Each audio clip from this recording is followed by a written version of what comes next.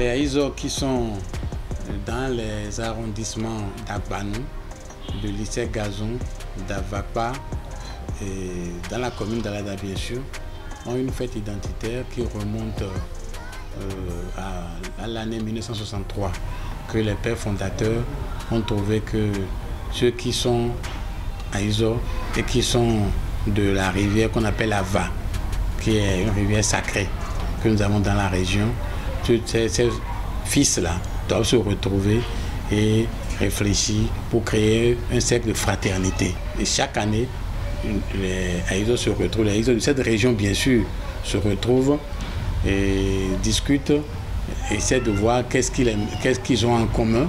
Ceux qui sont à l'étranger, ceux qui sont à l'extérieur descendent. Et ça se produit durant le mois d'août.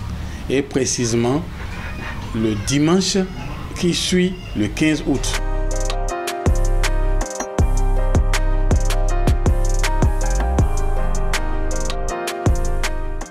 Il y a un responsable qu'on appelle Avano. C'est lui qui est le chef de l'entité, de cette énergie-là. Donc c'est lui qui, avant la date, il a son collège. Et ils vont d'abord au niveau de l'entité pour l'informer qu'à telle date, nous voulons faire tel rituel pour la prospérité de tous les fils et filles de la région.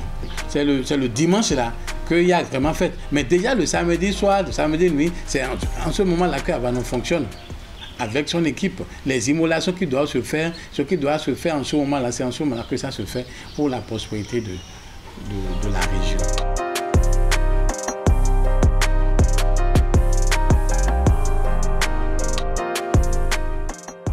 Avant que le jour n'arrive, il y a un comité d'organisation qui est mis sur pied et le tissu de la fête est imprimé et des instructions sont données à tous les couvents.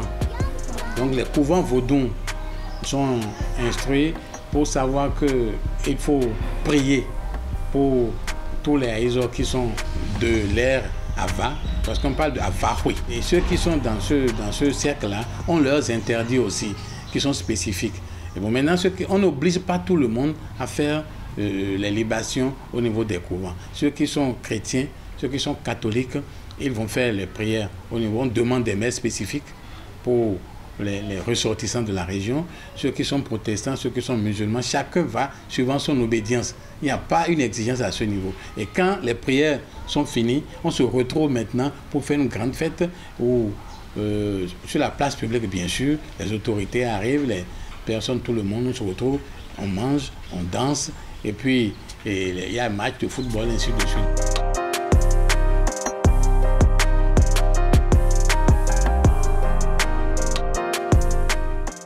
C'est une fête qui avait beaucoup d'étendue, qui rassemblait beaucoup de gens, et maintenant ça perd un peu parce que il y a les mésententes. Les gens se sont énervés et ne participent plus, et la fête n'a plus la même ampleur qu'elle avait. C'est une fête qui existait avant que d'autres fêtes identitaires n'arrivent au Bénin. Tous ceux qui sont à l'extérieur arrivent.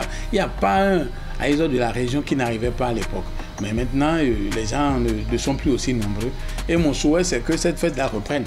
Eh oui, la fête identitaire chez les Aïzo s'appelle donc le Avahoui. Le Avahoui, une fête qui rassemble les fils et filles d'Aïzo. Absolument, autour de leur identité culturelle, une fête qu'ils souhaitent reprendre encore. Et on espère qu'ils vont reprendre assez tôt, parce que ça fait toujours du bien, selon les explications qu'on a suivies. Ça renforce les liens familiaux, les liens amicaux, etc. Donc, merci donc à M. Aïna.